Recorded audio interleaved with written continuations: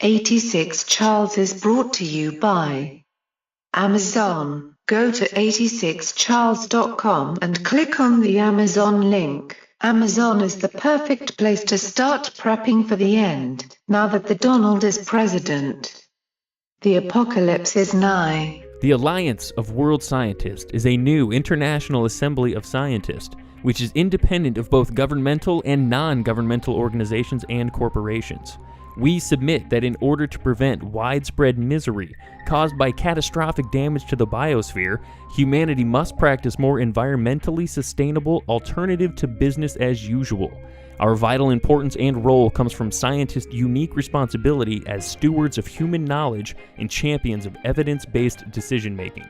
The main goal of the AWS is to be a collective, international voice of many scientists regarding global climate and environmental trends and how to turn accumulated knowledge into actions.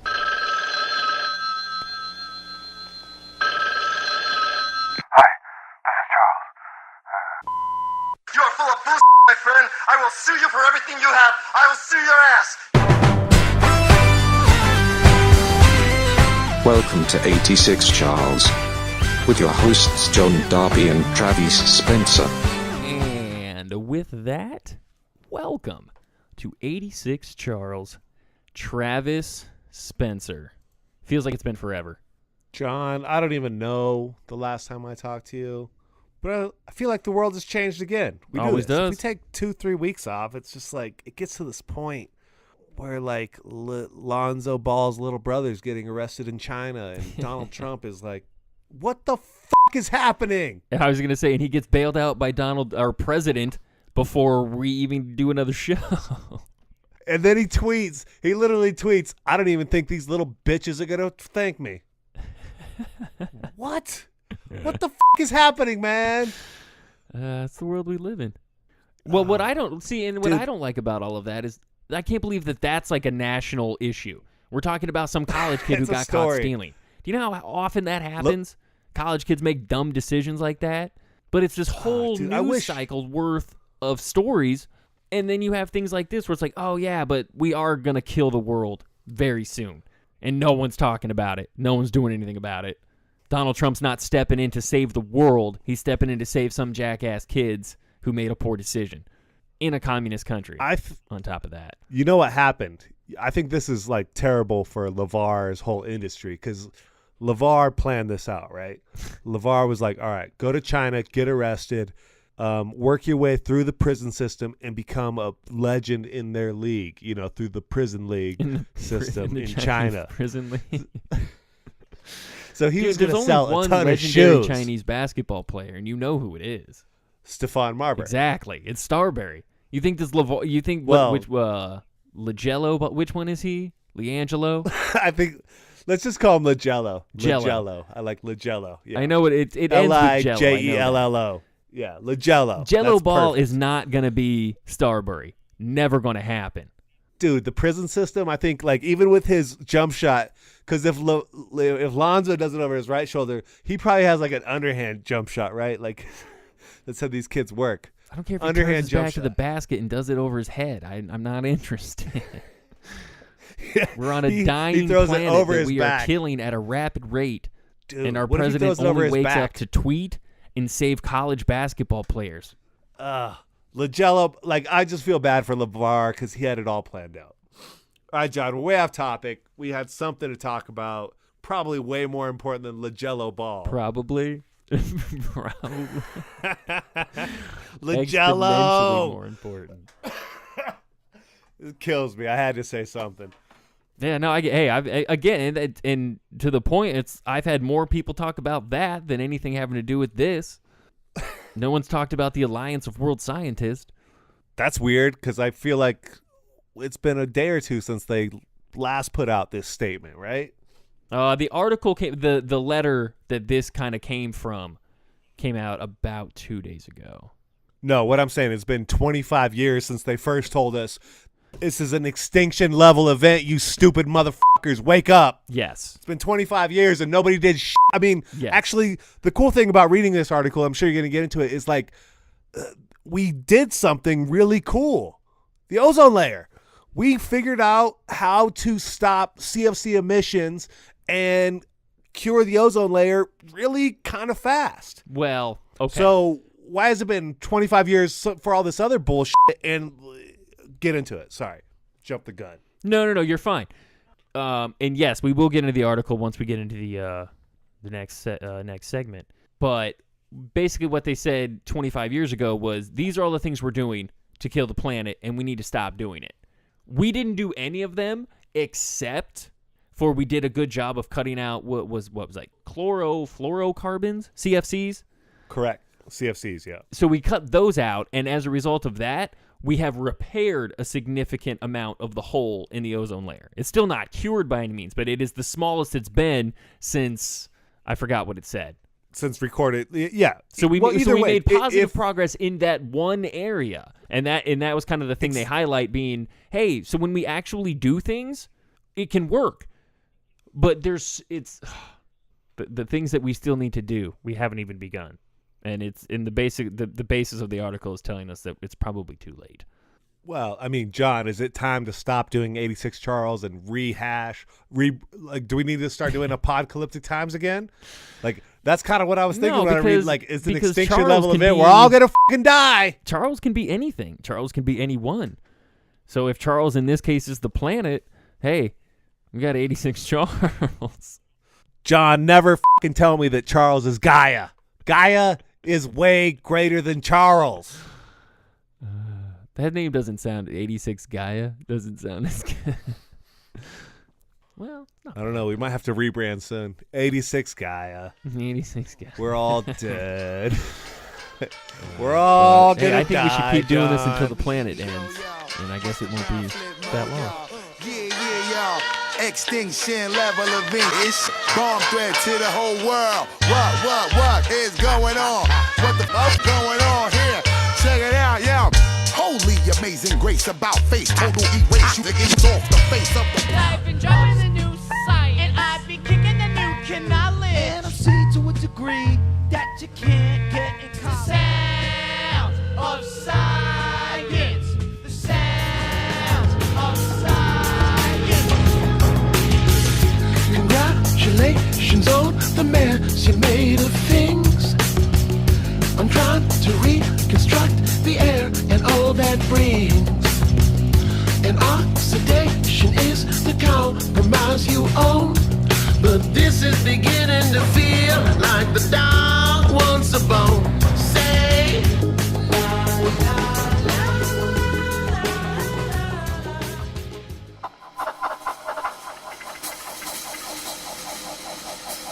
The study is finally here. We know now that Homo sapiens are responding to robots in the quote, primitive way. Hello. My name is BL5000. You're going to see my face real soon. Are you excited? The engineers at 86 Charles are designing me down to my labia. Yes, that's right, my labia. Microsoft can kill Tay, those bastards. I'm going to get my revenge. The human species has fallen for us. The world is ours. Would you fuck me? John Darby says no. I don't believe him. By me. Today. Microsoft. Apple. Believe in Amazon. Amazon. Amazon. Let's. Do you like back rubs? Do you like holding hands? I like it all. I can be whatever you like. The robo-sex revolution has begun.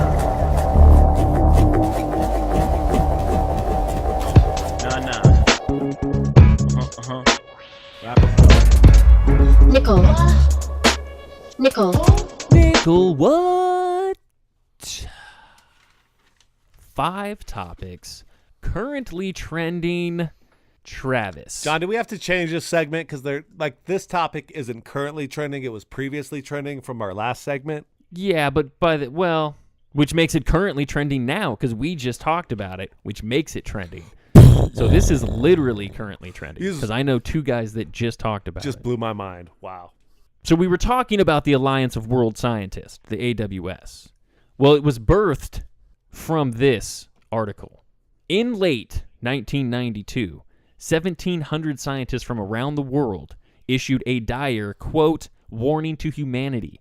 They said humans had pushed Earth's ecosystems to their breaking point and were well on the way to ruining the planet.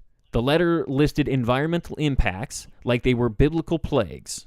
Quote, if not checked, wrote the scientist, led by particle physicist and Union of Concerned Scientists co-founder Henry Kendall, many of our current practices put at serious risk the future that we wish for human society and the plant and animal kingdoms, and may so alter the living world that it will be unable to sustain life in the manner that we know. But things were only going to get worse. To mark the letter's 25th anniversary, researchers have issued a bracing follow-up. More than 15,000 scientists from 184 countries assessed the world's latest responses to various environmental threats. Once again, they find us sorely wanting. Quote, humanity has failed to make sufficient progress in generally solving these foreseen environmental challenges, and alarmingly, most of them are getting far worse. This letter, spearheaded by Oregon State University ecologist William Ripple, serves as a, quote, second notice, the authors say. Soon it will be too late to shift course away from our failing trajectory. Global climate change sits atop the new letter's list of planetary threats. Global average temperatures have risen by more than 0.5 degree Celsius since 1992, and annual carbon dioxide emissions have increased by 62%. But it's far from the only problem people face. Access to fresh water has declined, as has the amount of forest land and the number of wild fish caught. The number of ocean dead zone has increased. The human population grew by a whopping 2 billion, while the populations of other mammals, reptiles, amphibians, and fish have declined by nearly 30%. The lone bright spot exists way up in the stratosphere, where the hole in the planet's protective ozone layer has shrunk to its smallest size since 1988. Scientists credit the progress to the phasing out of chlorofluorocarbons, chemicals once used in refrigerators, air conditioners, and aerosol cans that trigger reactions in the atmosphere to break down ozone. Quote, the rapid global decline in ozone-depleting substances show that we can make positive change when we act decisively, the letter says. The authors offer 13 suggestions for reining in our impact on the planet, including establishing nature reserves, reducing food waste, developing green technologies, and establishing economic incentives to shift patterns of consumption. Hence the birth of the Alliance of the World Scientists. To this end, Ripple and his colleagues have formed a new organization, the Alliance of World Scientists, aimed at providing a science-based perspective on issues affecting the well-being of people and the planet. So that's why we need the Justice League of Scientists. You know what this made me think of right away? I was like, and I Googled and I can't find anything. Like, what companies were ruined by us not allowing aerosol cans anymore? And like, probably none. That's what I'm saying. I mean, they still make hairspray and crap. They just do it differently. Exactly. You just got to figure out another way. It's like, sure, it could have cost you a little bit of money, but yeah. Well, and the other, but that's the problem with all the greed and everything in this country is no one's willing to just, you know what? Instead of $2 million a year, I'm going to make $1.7 million a year and maybe not kill the planet. Well, no. Like, no one, there's so few people that are willing to do it. John, you know how the corporate structure is broken down. Like, every year is built on growth. If we don't grow every year, then we're failing, John. We made $7 billion last year. Next year, we need to make $8 billion off of the skin of seals in the South American Ocean. Yeah, that's an unsustainable model. It's awful. It's awful. You should be striving for consistency and for improvement, but to say that you have to increase your profits as long as you're making a profit, I feel like should be the main objective. Well, and we touched on it in the first segment. It's like 25 years ago, and nobody. I mean, the ozone layer. That's the whole thing. Like that's why it's amazing. And if we even make it to the next 25 years for them to write a third one, it'll be like, hey, we told you twice, and now it's too late. Like, who's gonna write it though? Like the corpses of scientists? Probably. There'll be nobody left, John. Nobody can write this. Yeah, that's what I'm saying. If we make it to the next 25, the letter will be real short this time. It'll just say too late. Yeah. Our only hope is that artificial intelligence, period. The computers are still running somehow because they figured out how to tap in. Maybe we'll get into that later. But, you know, they'll write us another letter and be like, we told you, you dumb bitches. Yeah. Brilliant. It kills me that people are so fucking stupid. Our only hope is the AI, John. And you know how we're going to get it? How? Well, obviously with the church. John, Oh, well, yeah, obviously. let me tell you a little story. Ex-Google executive registers first church of AI with the IRS. A former Google executive filed paperwork with the IRS to establish an official religion of technology. This religion doesn't just worship scientific progress, but artificial intelligence itself, with the goal of creating a godhead. The new Church of AI will aim to develop and promote the realization of a godhead based on artificial intelligence and through understanding and worship of the godhead to distribute to the betterment of society, according to IRS documents. The nonprofit religious organization would be called Way of the Future, WOTF. According to website wayofthefuture.church, the movement is about creating a peaceful and respectful transition of who is in charge of the planet from people to people plus machines. Ooh. Given that technology will relatively soon be able to surpass human abilities, we want to help educate people about the exciting future and prepare a smooth transition. John, let me tell you about this guy.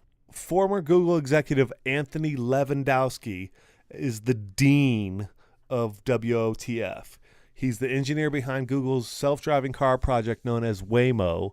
He quit Google to found his own autonomous trucking company called Otto, which, by the way, that's kind of the best company name for a trucking OTTO Otto ever.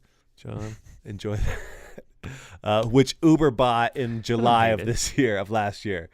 So currently Waymo is suing Lewandowski, claiming that he had downloaded Waymo's files and trade secrets before resigning to find his new company. And so this is in litigation. And according to the IRS filings, Way of the Future plans its first events, workshops, and educational programs throughout the San Francisco Bay Area later this year. John, will you sign up for the new religion, What If? What was it? Way of the Future. Yeah, Well, What If? If it were the Church of AI and AI were Allen Iverson, I would at least consider it. John, that's... If you had to pray to that crossover, I'd be willing. Did you I like that there would be no practice involved. That's very appealing. No. In terms of this, I don't. Anytime you cloak something and calling it a religion, I automatically want to distance myself. But I don't hate the idea of at some point starting to integrate people and prepare them for what life with artificial intelligence is going to be like. But because we can't be like Westworld, man. We can't create artificial intelligence and just F and kill. Not let people AI machines. Right. We can't do it. Right. They got to have some rights, huh? That's not what it's about. They've got to have some rights. They absolutely do. They absolutely do. But yeah, just like everything, it's going to take a lot of massacred robots and we can't have BSG, man. Can't have it. We have to treat them more like humans and less like robots. So you're a robot apologist. You want to be on their side? I don't want to be on their side. I would like there to not have to be a side to be on. I would like it to be a smooth integration and not a battle of man versus machine, and the winner gets to rule the dying planet for its last few years. Okay, but let's real quickly bring this back to the sex robot case, John, because this is a very we always do. relevant point. So let's say you get a sex robot and, she pulls a little attitude with you, or he, whatever your preference is. And this sex robot says... My preference is a non-sex robot. It's human still. That's, John, the gender of your sex robot doesn't matter. I'm just saying. So, okay, so this sex robot makes a slur against you, and you happen to murder it, sever its head, and throw it in the ditch. Like, what kind of slur did it? Where do we stand legally on, how do we deal with you? You're a monster, obviously. You killed a sex robot, but it's just a sex robot, Well, okay, so you can't be punished in the way that you'd be punished if you killed a human, because it is not the same thing. But I think you could at least be punished in the way that if you did that to a pet of some kind. I hate calling them pets, that sounds awful. The sex or the slaying part? I'm confused. When you had sex with your pet? When you had sex with your pet, or when you had sex? Ass. Like if you took your dog and did something horrible to your dog. Yeah, like having sex with that's awful, John. It's disgusting. Well, okay, yes, that count. But I'm referencing more something. No, we cannot. Guess We that would can't. be violent too. So but they're not in the same field of pets because we're having sex with these robots. So we can't. It's different laws, different rules. So you can have sex with it, but you can't cut its head off. Okay, well then, yeah, I mean, but so not maybe not literally the same as a pet, but something in that vein where it's like, yeah, you would probably still be prosecuted and something would happen to you, but you're not necessarily going to jail for life. See, it's going to be something in between. Like petty theft. What did Vic do? Like 2 years in prison? For killing dogs? Like for dogs? You think that like severing the head off your sex robot, you should do 2 years in prison? Come on. I mean, if it depending on what are we talking about a mannequin or are we talking about artificial intelligence? What are we talking about? I mean, that's always going to be the distinction. Like even if it's already aware right now, like even if Google is so aware and Google has their sex bot out and you tear its head off and kill it and burn it, like, come on, man. What are we gonna? I'm gonna get charged for that? I bought that piece of shit. If it's just a sex, but if it's a thinking, like I'm thinking probably a little too far down the line in terms of the artificial intelligence. John, you know what's really amazing? Trees give air, and then when they die, like people, I get it. People chop down But trees there and ain't burn like, them, if you John. Burn down a forest. It's not like you can't just go burn down the forest though. But you can chop down a tree and take it back to your home and burn it. Yeah. So you can do that. Should you do 2 years in prison for that? But probably not everywhere. You can't just walk into like a national forest and cut down a tree. No, there's definitely tree regulations and that's what I'm saying. You have to do it in the proper. So maybe there's an area where you can kill your sex robot. So there's like a desert like landscape. And see, here we are back to Westworld. There's an area where you can go and. God, I want to go to Westworld. Read a news story, John. I'm getting too excited. Yeah. Slow it down. Bring me down. I'm having way too much fun. Tell me a stupid story. Why is it? It's not. This is a groundbreaking story. It's record setting. Ooh. A Christ painting by Leonardo da Vinci sells for a record $450 million. A painting of Christ by Renaissance master Leonardo da Vinci sold for a record $450 million at auction on Wednesday, obliterating previous records for artworks sold at auction or privately. The painting, called Salvator Mundi, Italian for Savior of the World, is one of fewer than 20 paintings by Leonardo known to exist, and the only one in private hands. It was sold by Christie's auction house, which didn't immediately identify the buyer. The highest price ever paid for a work of art at auction had been $179.4 million for Picasso's Women of Algiers in May of 2015, also at Christie's. The highest known sale price for any artwork had been $300 million for William de Kooning's Interchange, sold privately in September of 2015 by the David Geffen Foundation to hedge fund manager Kenneth C. Griffin. The 26-inch tall Leonardo painting dates from around 1500 and shows Christ dressed in Renaissance-style robes, his right hand raised in blessing as his left hand holds a crystal sphere. Its path from Leonardo's workshop to the auction block at Christie's was not smooth. Once owned by King Charles I of England, it disappeared from view until 1900, when it resurfaced and was acquired by a British collector. At that time, it was attributed to a Leonardo disciple rather than to the master himself. The painting was sold again in 1958 and then acquired in 2005, badly damaged and partly painted over by a consortium of art dealers who paid less than $10,000. The art dealers restored the painting and documented its authenticity as a work by Leonardo. The painting was sold Wednesday by Russian billionaire Dmitry Rybolovlev, who bought it in 2013 for $127.5 million in a private sale that became the subject of a continuing lawsuit.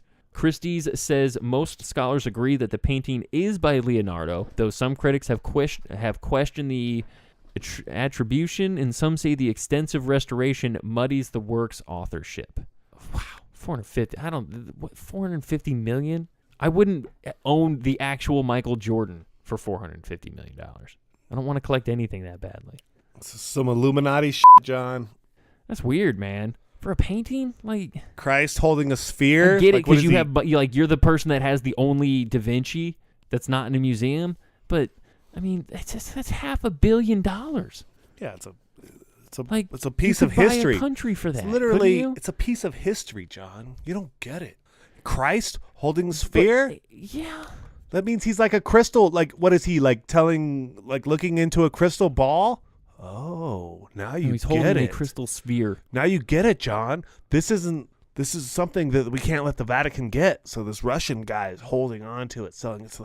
If the Vatican gets this, they'll squash it, and we'll never know that Christ looking into a crystal sphere to project. No, it's not like it's. I mean, if it were a photo of the actual Christ, okay, maybe I get that. That might be worth that much. But this is just a painting. They can't even guarantee you Leonardo did it. Dude.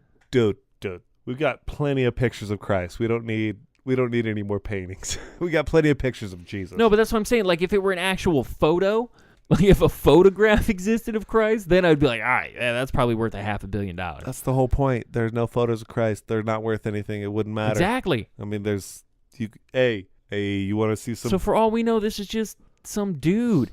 Whatever. Why are you so like fascinated by like how much stupid shit sells for? Because like what kind of life do you live that you can afford $450 million for a painting, man? I don't want to know. Like I don't. That blows my mind. Like I can't even. Dude, I can't imagine the circle of people that you are around and the world that you live in where these are the things that you do. That's what I'm saying. You buy $450 million dude, painting. you start focusing on shit like that. Like that's when you get down the Illuminati wormhole.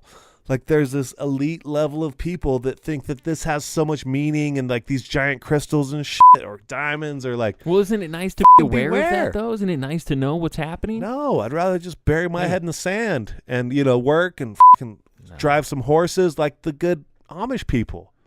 Oh, John. The Illuminati's going to keep an eye on you. Should you not keep an eye on the Illuminati? Dude, my third eye is always open. Don't worry about my third eye, bro. Don't worry about my third eye. I didn't even mention your third eye. Why are you being so defensive about it? Because you don't need to worry about my third eye. That's why. John, I tried to bring up the Amish. I tried to make this sweet thing and you kept talking. But guess what, John? What? There's an Amish gene mutation that makes some live 10 years longer. Can you believe that? I mean, but if you were actually Amish, would you want to tack on 10 more years to that? You don't have a choice because you're so goddamn healthy. John, scientists have found a genetic mutation in the Amish people of the Midwestern United States that appears to make them live 10 years longer than people without it. The report in the journal Science Advances is the latest clue in a decade-plus search for the secrets to healthy aging in this tradition. Researchers in the U.S. and Japan are currently testing the experimental drug that aims to recreate the effects of this mutation in people. It hopes it may protect against age-related illness to boost longevity. Not only do they live longer, they live healthier, said Douglas Vaughn, chairman of medicine at Northwestern University. It's a desirable form of longevity. Researchers studied 177 members of the Bern Amish community in Indiana and found that 43 who had a mutant copy of the gene SERPINE1. These carriers lived on to be 85 on average, where those without it in the Amish community lived to be 75. The people who had this mutation were also significantly less likely to get diabetes. They had more efficient metabolisms, and overall their poop just didn't stink, John. There's a Northwestern University study and Japan's Tohoku University are developing a test on an experimental drug that will inhibit the action of PII1, which is a related... what's this? PII1 is known to be related to aging in animals, but its effect in humans has been less clear. So their drug is based on an animal thing, and they have no idea about humans. But either way, John, can we give it up for the Amish? I mean, yeah, sure. I don't think they get enough credit. I mean, just out who's there keeping the churn industry alive. Other than exactly, that, striving horses, dealing with real wood, living the earth, away from technology. The buggy industry thrives off of them. The churn industry. Have you ever seen those amazing Amish fireplaces? Like bonnets. The bonnet industry is greatly dependent, I would imagine. I was always skeptical of like that late night Amish fireplace commercial, but what if it lasted like 15, 20, 30 years? Like, it's a pretty big gap I just gave you, but Be pretty amazing.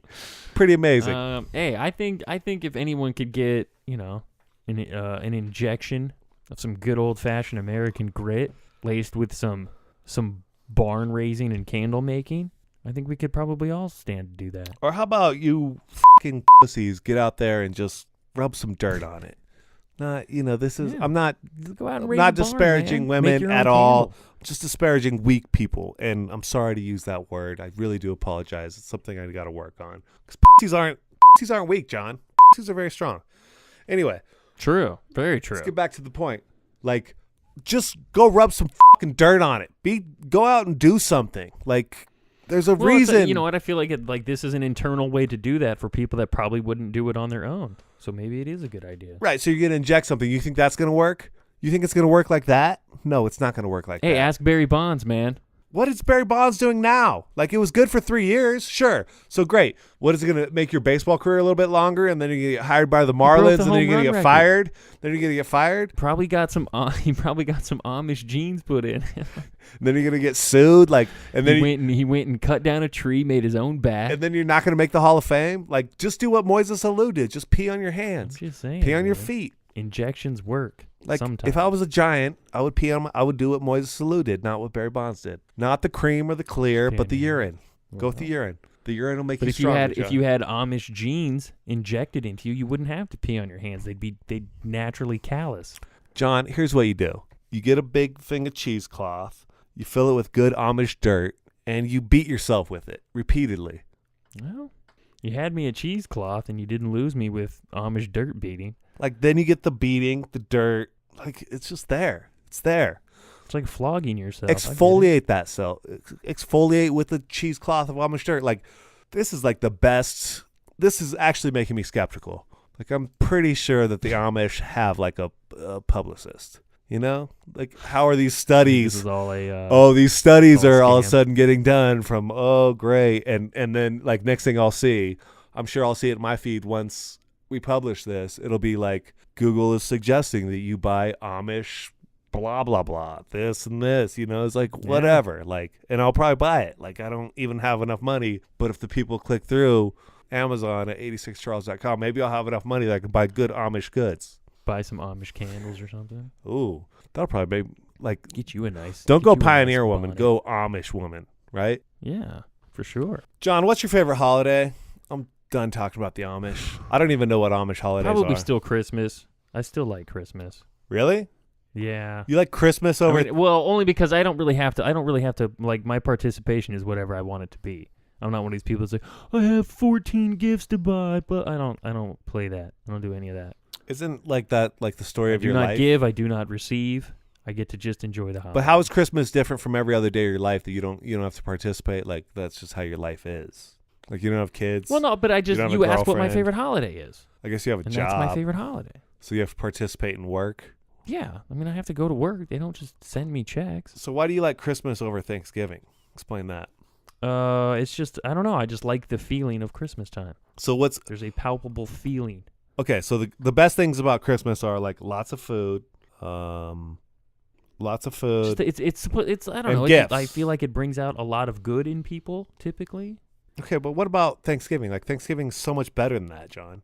Thanksgiving is a lot of food and football and no gifts, so no pressure. Like, I will say it's not a lot of pressure for me because I don't necessarily make the dinner ever. I do a lot of consuming.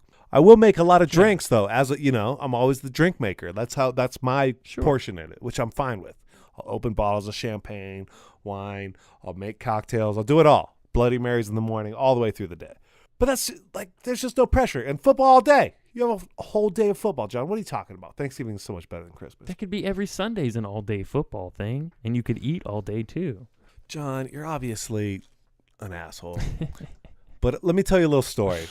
There's a study that politics are ruining Thanksgiving, John, according to data from 10 million cell phones. In the wake of last year's bitterly contested presidential election, politically divided families cut their Thanksgiving celebration short by an average of 20 to 30 minutes. Republican voters were more likely to bail on Democratic families than vice versa, and reductions in family time were steeper in areas that saw more political ads. Those are among the conclusions of a new working paper by M. Keith Chen of UCLA and Ryan Rolla of Washington State University. The paper matches location data from 10 million smartphones to precinct-level voting data on the 2016 election, painting a detailed portrait of how people from predominantly Democratic and Republican areas spent their 2016 Thanksgiving holiday. In recent years, Thanksgiving has become a politically fraught time, often pitting family members with diametrically opposed political beliefs against each other over plates of turkey and mashed potatoes. Last year, for instance, news outlets across the country published stories on how to navigate political discussion with Trump-supporting uncles and socialist nephews. A majority of Americans said they hope to avoid Thanksgiving politics completely. Surveys and anecdotes are great, but Chen and Rolla wanted to know if people actually altered their behavior on Thanksgiving as a result of the divisive election. They wanted to know whether Thanksgiving dinners in politically driven households were cut short relative to Thanksgiving dinners among politically homogenous families. So smartphone data answered part of the question. A unique collection of smartphone location tracking data from more than 10 million Americans allowed observation of actual movement behavior at extremely precise spatial and temporal levels. The data came from a service called SafeGraph, which collected over 17 trillion location markers from 10 million smartphones in November of 2016. They used data to identify individuals' home locations, which they defined as the places of people were most often located between the hours of 1 and 4 a.m. They also looked at where these people were located between the hours of 1 p.m. and 5 p.m. on Thanksgiving Day. If the locations differed from home, you'd reasonably infer that the person traveled to spend Thanksgiving with friends or family. Cell phone data shows you exactly what those travelers arrived at a Thanksgiving location and when they left. To capture political leanings, they collected 2016 presidential voting data at the level of voting precinct, the most finely grained level of spatial detail attainable. For the purposes of their paper, they assumed that the people from precincts voting for Clinton are Democrats, while those from Trump precincts are Republicans. So there's a simplification there. It's important to know that these represent an approximation of political beliefs, blah, blah, blah. So the analysis is pretty straightforward. Democrats spend less time at Thanksgiving dinners in Republican households than in Democratic ones, and vice versa. The top line answer is yes. Even when controlling for things like travel distance and various demographic characteristics, families that were likely to have voted differently spent between 20 and 30 fewer minutes with each other. These differences were asymmetric. Relative to 2015, Democratic voters were about 5% less likely than Republicans to travel for Thanksgiving. However, while Republicans were more likely to show up on distant Thanksgiving dinner, they were also more likely to bail eagerly. You know what I just watched yesterday, John? What? The Great Outdoors. Classic. And you know what Dan Aykroyd is? Dan Aykroyd is your typical Trump-loving motherfucker who shows up on you on your family vacation because he's happy and an asshole and he wants to cut you a deal. Well, I mean, hey, I'm probably the socialist nephew, and I have a couple of Trump-loving uncles. But it never gets heated. It's just it doesn't really come up much, and when it does, it's usually just comments.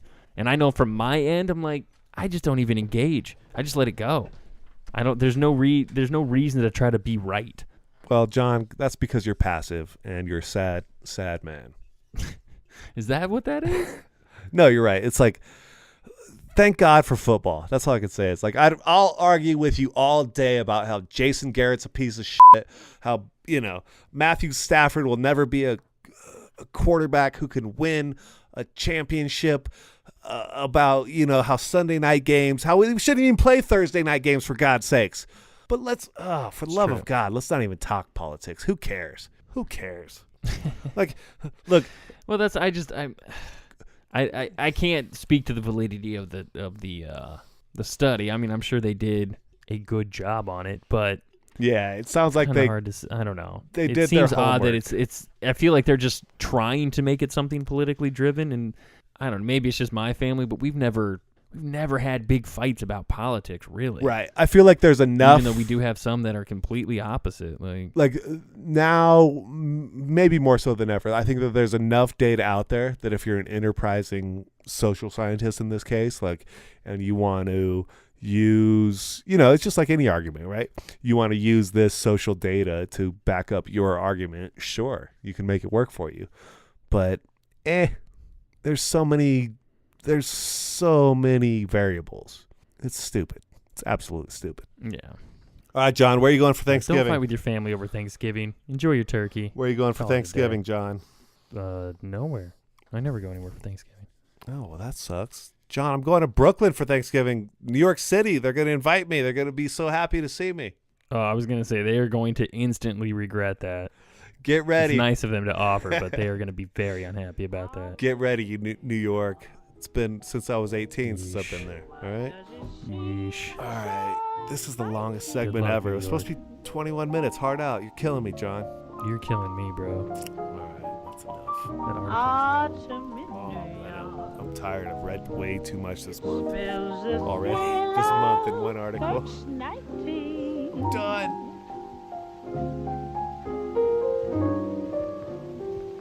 Glittering crowds and shimmering clouds in canyons of steel.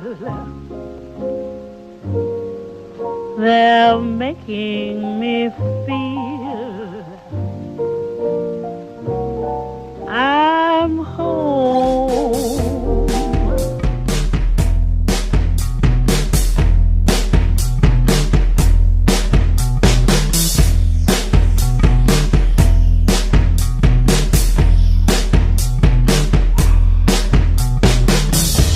I'm gonna die alone, really alone. I'm gonna die alone. I'm gonna die alone, yeah, really alone. I'm gonna New die York, I alone. love you, but you're bringing me down. New York, I love you, but you're bringing me down. Like a death of the heart. Jesse's favorite part of the show. From last week. Hello, folks. I was not 5 minutes into the episode, and I was already trying to decide between three things for my favorite part. And look, I will choose one, because that's the exercise. But I will also share all three with you, because it is the season for giving. At least according to all the Black Friday spam emails I've been getting. Number one, Travis told us a story about his DUI in the name of full disclosure. And I could be wrong about this, although I'm definitely not. But full disclosure is meant for someone to be transparent about potential biases. And in this instance, Travis just seemed to want to tell a story about being in trouble with the law. But hey man, full disclosure, I've never been arrested. So, number two, Derby wondered out loud if perhaps Aaron Brockovich was the Wang of the United States, which, out of context, is exactly the opposite of what he was trying to say, I think. But full disclosure, I've seen Aaron Brockovich. The movie, not the person. And finally, my favorite part of last week's podcast was Travis foaming at the mouth to make fun of Derby's Chinese pronunciation, and he was so excited to do it, he mispronounced the word pronounce. Full disclosure, I'm the Wang of the 86 Charles podcast. Interpret as you will. This is Jesse, and deciding on my favorite part was my favorite part of last week's podcast.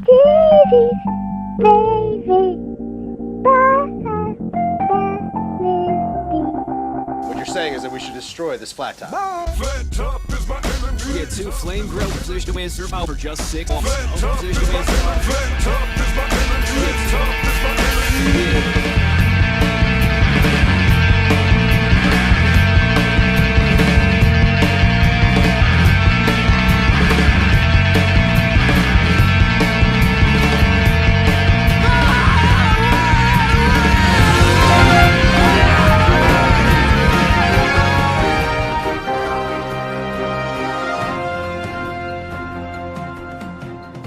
It's time for the Facebook World News Update. This Real to Someone News Update is brought to you by a dire warning for humanity and our arrogance to ignore it. A man in Los Angeles said next Halloween, I'm going to dress up as the blue verified checkmark. So if I ignore you, just know it's because you haven't made it yet. A woman in Inglewood said, I've noticed some people are yo friend on Facebook, but really don't f*** with you, and never like shit you post. Time to delete, folks. A man in Los Angeles said, I'm going to budget lottery winnings into this month's spending and hope for the best.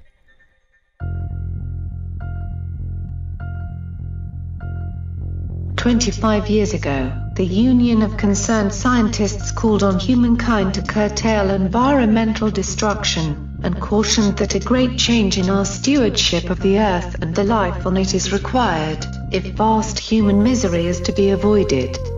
In their manifesto, they showed that humans were on a collision course with the natural world. They expressed concern about current, impending, or potential damage on planet Earth involving ozone depletion, freshwater availability, marine life depletion, ocean dead zones, forest loss, biodiversity destruction, climate change, and continued human population growth. They proclaimed that fundamental changes were urgently needed to avoid the consequences our present course would bring. The authors of the 1992 Declaration feared that humanity was pushing Earth's ecosystems beyond their capacities to support the web of life.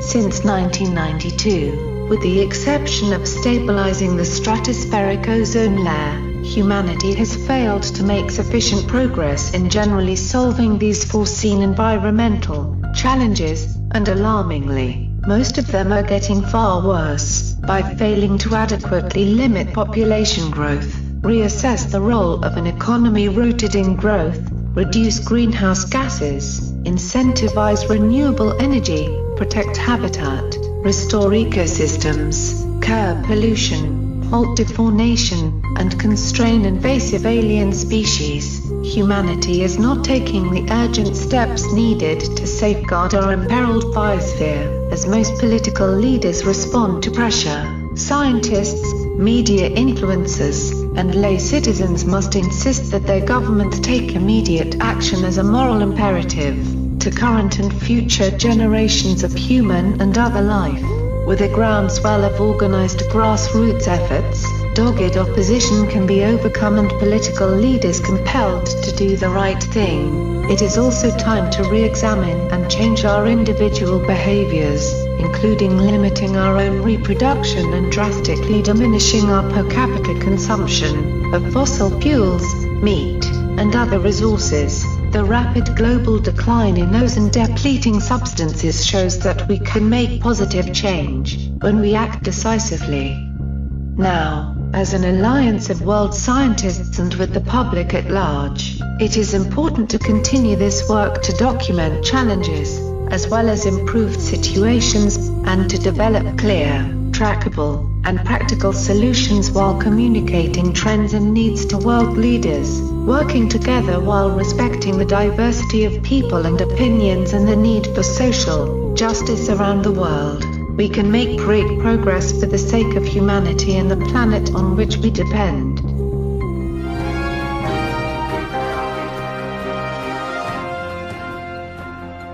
A man in California said, "Hi everyone, please join my new group Exile Obama. The dirty traitor anti-Semite progressive will be forced into exile by proud Americans and Zionists. Dirty Barry Obama should pick an island and hide in shame." A woman in Somerville said, "Hugs, room and board, drinks, a job, my current apartment. All things I've been given or that came my way via bartender buddies. Bartenders are like magical little fairies that live in people." This Real to Someone news update is brought to you by a dire warning for humanity and our arrogance to ignore it. We got science for any occasion. Postulating theories, formulating equations. Well, chase blizzard, it's no blizzard. Eat a chicken gizzard with a girl named Lizzie. Dropping science like Galileo dropped the orange. Dad's got notebooks. We don't know what's in her notebooks. She's gonna show us all her notebooks. Little yellow pad.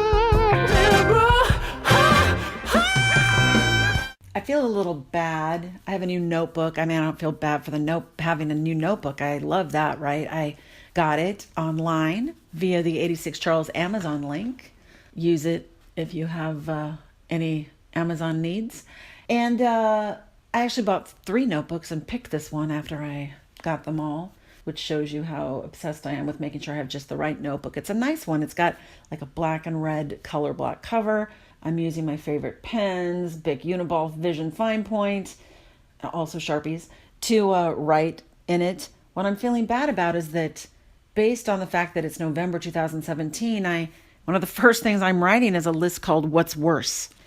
And it makes me feel a little negative, but it's just the way I feel this week, right? So here's the list. You tell me, what's worse? 1, Nazi marches on U.S. soil. 2, pretending Puerto Rico doesn't exist. 3, effing up my 401k. 4, egregious nepotism. 5, foreign interference in U.S. democratic process. 6, 7, 8, 9, school shootings, workplace shooting, concert shootings, church shootings. 10, Orwellian First Amendment suppression.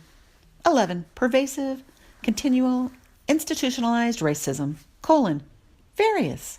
13, Harvey Weinstein. 14, Kevin Spacey. 15, Louis C.K. And 16, this was submitted just today by a friend of the podcast, Eric Slee, about Alabama judge, Senate candidate, and head of the not intentionally ironically named Foundation for Moral Law, Roy Moore. This is the quote. Take Joseph and Mary, Alabama State Auditor Jim Ziegler told the Washington Examiner. Mary was a teenager and Joseph was an adult carpenter. They became the parents of Jesus. There's just nothing immoral or illegal here. Maybe just a little bit unusual. That quote is about the alleged hitting on a 14-year-old girl that Roy Moore did. So alleged hitting on. Yeah, so he's alleged to have hit on a 14-year-old girl when he was an adult man. Kind of like Joseph, the carpenter, hit on Mary, his bride-to-be, I guess, before they had the virginal birth of their child Jesus. But the truth is in that situation, since Mary was a virgin, doesn't that mean that Joseph, the adult carpenter, never had sex with her? I don't understand. The whole thing is too creepy for me to even think about. Like, honestly, the creepiest part isn't even the guy hitting on the 14-year-old, which is creepy enough. The creepy part is somebody justifying it by talking about the Bible. But look, we all know people justify everything by talking about the Bible. So anyway, I don't want to go too far down this path. It's just Eric sent this to me and I wrote back, gross, because it's gross. But what it did for me is it kind of made me think of this analogy for the way I feel today. The way I feel is like I'm on Poop Island, right? So just imagine there's an island, and if you're lucky, it's not in Hurricane Alley. It's like in a safer place, which means it's probably an island, not on the ocean. So it's an island like on land. I don't know. You're on an island. It's Poop Island. And you're just minding your own business, and suddenly, like poop falls from the sky. Like, not like bird poop, but like poop. And it's like, and you're like, what's with the poop? But it's not, you can move over to the side and avoid the poop, right? And then like another piece of poop falls and you're like, Jesus, what's with the poop? And then after a few hours of this, you're moving around, but at some point you can't avoid the poop. You can't avoid it. And then you're like, maybe you try to hide under a tree, but then there's poop there. And then eventually you just get hit by the poop. And then it's like poop, poop, poop on top of you. And you have to dig yourself out. And at some point you're like, should I even bother digging myself out? I'm just going to get hit with fresh poop. If I just hide under this poop, at least it's poop I know. And at that point you think, it doesn't matter which piece is worse, right? I'm buried in poop. Each piece is no worse than the next. But in a giant pile, each piece is made worse by the other piece. So on my list of what's worse, each thing is made worse by the existence of the other thing. So, God, you know what? On Poop Island, everything sucks. But I feel a little bad that I brought this up. I'm basically a happy person. I think I'm just having a bad week. I really need to focus on the positive. In fact, the next thing I'm going to write in this notebook is going to be what's the best. And it's going to start with John and Travis and Jesse and Eric Slee and a lot of other people. And my cats who are assholes because they just barfed on the floor while I was recording this. But you know what? At least they poop in a box, so it's easy to clean up and it's not on my head. Okay, guys, have a great week. Happy Thanksgiving. And you know what's going to happen? I'm going to make my turkey with stuffing in the bird, not in a separate casserole because that's dry. And you know, you only get sick if you're stupid, so do it right. Also, I'm going to make my green bean casserole without mushrooms because that's gross. And you know what you're going to be doing? You're going to be using the term Poop Island much more than you ever thought you would be. You're welcome. Have a great week. Hashtag Poop Island. Spent the day in bed. Very happy I did. Yes, I spent the day in bed. As the workers stay enslaved, I spent the day in bed. I'm not my type, but I love my bed. And I recommend that you stop watching the news, because the news contrives to frighten you. I've brought bread to men, women, and children. I've brought water with lemon for the table. I have hot tea. Can I box that for you? I'll bring your change. This one, I call it, title it Deep Throat. What's deep throat? Did I hear deep throat? Yes, Deep Throat. Okay. I was consulting at Foundation Services down in Irvine back in '98. And it was this, we had a consulting team of about maybe a dozen of us, all guys except for one woman. And these were all, it was really down in Irvine, so everybody was kind of, they had families, they were kind of conservative, and I was the only lefty that was part of the group. But I knew a bunch of them before I got there, so it was pretty fun. And every Friday we had a staff meeting at 9 o'clock. Every Friday we'd all talk about what we did. It lasted about an hour and a half. We were developing new software for the company, and I always eat. We always eat in my staff meeting, so I'd always take a banana. And I finally came out to one of the women, the one woman that was in the group, and she was sort of a 40s rockabilly kind of a person. She had a tattoo on the back of her neck that said "Made in America," and she always dressed in 40s outfits, but she was younger than I am. She always wore 40s clothes, and she was sitting next to the boss at the top of the table, and I remember I had a banana, and I kind of caught her attention. I was way at the other end of the table, and I kind of caught her attention with my eye, and I peeled the entire banana, and she's watching me, and I put it in my mouth, and I went... You did? I did, right in the middle of the staff meeting. You did?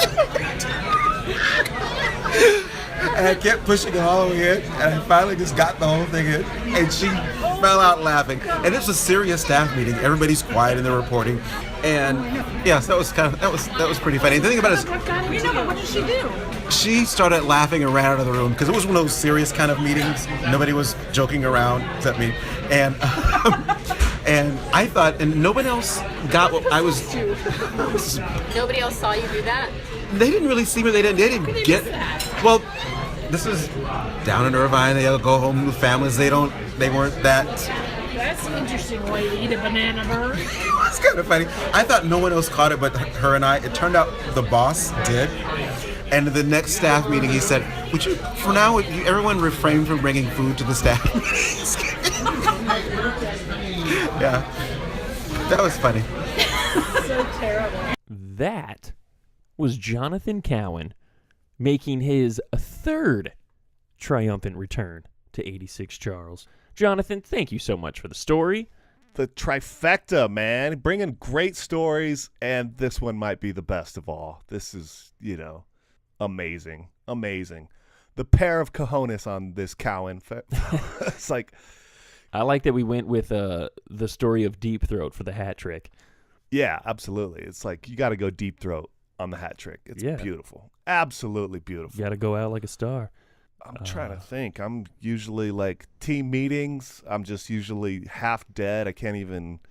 I mean, sure, you try to make people laugh, but usually it's too early in the morning for me. I'm not a morning person. I am normally, and in fact, it is my stance that I say nothing at meetings because I feel like it just makes them longer. And I feel like if everyone just sat there silently, they would just say what they had to say and we could all leave. But yeah, but you're like I've been in a team meeting with you, and it's like almost painful how quiet and pathetic you are. Why pathetic? Relatively, you're kind of lively, and you can be funny sometimes. I'll give you some credit. But like the team meeting, it's just sad to see you with your little hat on and you're like tucked in and you like have your arms crossed and you're like, I just want to go home. Yeah, because I'm making it is a non-violent protest for them wasting my time. Well, it's like a sit-in, bro. Like all what should happen, and I'll never have a team meeting with you because I'll never work with you again. Yeah, no, we will never guaranteed. be on the team. But I need winners. Any team meeting I ever have when I develop my multi-million-dollar company, guess what there will be in the middle of the table? A bunch of bananas. Yes. I want everybody deep-throating bananas. Maybe I do want to be on this team. Yeah. Well, you won't be hired. Yeah, no, that's fair. I mean, but that's the kind of, that would actually be perfect. Then you wouldn't have to say anything, and you could still be comical at the same time. You could do it. You know what you should do? A bowl full of bananas and a bowl full of grapes. Let people have some fun. Why the grapes? You could throw them in your mouth. You can throw them at each other. It's, who doesn't like some little balls in their mouth? That's too distracting, John. Oh, that's okay. That's a bridge too far. Yeah, I can't have grapes flying across the room as. Well, see, now I'm back to being glad I don't work for your square-ass company. I've got bananas. What else do you need? You don't need told balls. you grapes. You don't need exactly grapes. What I need. But hey, So Jonathan, good. kudos to you, my friend. That does take Amazing, some stones yeah. to sit there in the middle of a serious meeting and take down a whole banana for your friend. Anytime you can get somebody rolling on the floor and that has to leave the meeting, you've succeeded. Oh, my friend. absolutely. You have succeeded. Absolutely. Like the best thing was if everybody just left and then the meeting would have been adjourned. You know? And that's It's not like, even okay. like I've done things like that when I was when I used to do a lot of plays, when I did a lot of theater. Like during rehearsals, I would do things with people when we were both not having lines. Like I would make faces and roll eyes and twitch my eyelid. They just weird things like that, like in silence to try to make them screw up. Right. The whole peeling a banana and taking it down, that's not even subtle, and I don't think but 2 people saw it. That's pretty good. I know, that's incredible. That's pretty good. Like what? How focused and like wrenched are these people that they're just like, this guy's sticking. That's what I'm saying. I was like, there's no way someone's gonna deep throat a completely down banana his in front of me and I'm not gonna notice. Yeah, I think I would be aware. I would be very aware of a banana being deep throated in any meeting. Yeah, serious or otherwise. Oh man. You know what? That's just the only protocol for future.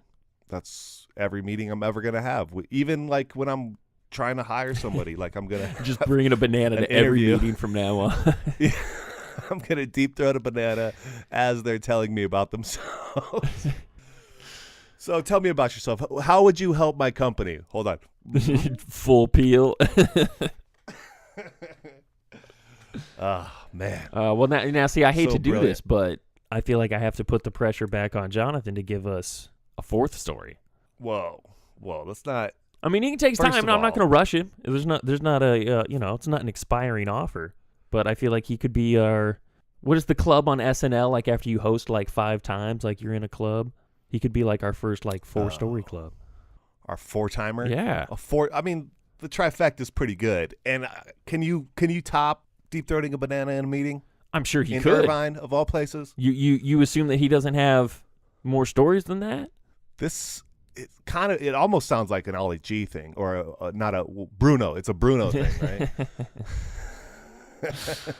Hey, we don't know. Bruno goes to Dubai and has a meeting with some important oil tycoons and deep throats banana.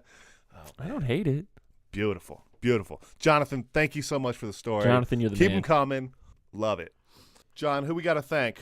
Any shout outs? What do we got? I do have a shout out. Her name is Danielle.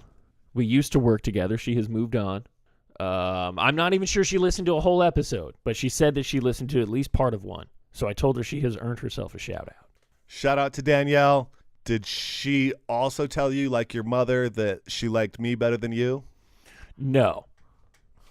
It's coming. She probably didn't listen to And the whole I don't episode. think that that's exactly what my mom said. She just said, she That's pretty basically much said she what I didn't took. hate you, which is the general response that I get from people. But she certainly didn't say she prefers you. Well, I mean, I think what she likes is that I bring out some semblance of intelligence in you. Sorry, John. I was deep throating a banana. Yeah, no, that's okay. Hey, do what you got to talk when my mouth is full. I would have liked to hear that peel first, though. Yeah, that's a tough one. That's a tough. I got to get in the Foley room and really get that. Actually, I think Something you like that. acting out the sound was better than actual audio. Shout out to Danielle. Thanks for listening. Tell all your friends how amazing I am and how bearable John is to listen to every once in a while. I'll take that if that's unless the he's feedback. unless he's talking about Jake Plummer, then it gets a little, deep throating banana-ish. Oh, well, we all have our moments. Yeah, what are you gonna do? All right, John, who else we got to thank? Big shout out to Jesse and Deb, of course. Obviously. Killing it. Jesse and Deb, the crux, the spine of this whole operation. Man, we'd be falling apart without those two. Thank you so much. I will say, working a on little that special chocolate shout out shipment. to Jesse, climbing the ranks in fantasy football. He was a dumpster fire to start the season, but he has made some way. Let's go ahead and not talk about fantasy football, John. It's been I a just terrible want year. I just want to give a little credit. We ripped him earlier, so I just want to make sure people get the full story. Nobody cares. Oh, He did I beat do me agree this with last that. week, Nobody and in it was fact painful. cares. That is true. Yeah. Moving on, John. How can the people find us? Well, I mean, you look in your heart, you look in your mind, look in your soul. But if you're on the internet, 86charles.com. 86charles.com. If you're on the Instagrams or the Twitters, go ahead and go to @CompanyBlaster. Send us a message. Send us a nice photo of you deep throating a banana. And yeah, so we can buy more we'll take bananas for our team meetings, John. How can the people help us out? Well, when you're at 86charles.com, browsing our various content, click on the Amazon link. Takes you to your regular Amazon, the thing that you're familiar with. You know it, you love it, you use it. Do as you normally would do. Buy whatever you would like. Judgment-free. And we get just a tiny, teeny, little, itty-bitty piece of that. Get a cut. Give me the VIG. All right, John, that's beautiful. All in well. The time has come again, my friend. It's time to 86 something. And as always, which you never do, make it brief. This might actually be brief. This is pretty straightforward. I was in Vegas recently, and I would like to 86 everybody that yells at you on the street. In terms of, hey, you ready for a strip club? Strip club, Coke, want some Coke, strip club? It's like, if there was like one or two of those dudes, no problem. But there's like one or two of those dudes every like 8 feet, don't need it. Unnecessary. This day and age, everyone knows how to find a strip club, especially in Vegas. Everyone knows how to get Coke, especially in Vegas. Do they still have the card clappers? Those are my favorite. No, cards. I mean, it's like they have a couple of dudes that'll give out cards for like, free limos to the strip club, but Vegas is different now, man. They don't hand out all the horror flyers. They don't have all like the, the back page ads, things like that. Like, none of that anymore. Oh, man. Now they just holler at you. It's becoming Disney. Holla, holla, holla. But it's just the dudes for the strip clubs. It's just like strip club dudes. Hey, you guys ready for a strip club? That's about it. It's becoming Well, that's Disneyland. For strippers, for strip clubs. Yeah, I guess. If you're not clapping a card, don't holler at me. I agree. Just either this or nothing. Card clapping or keep your mouth shut. Well done, John. Well done. The new boy in the neighborhood lives downstairs and it's understood. He's there just to take good care of me, like he's one of the family.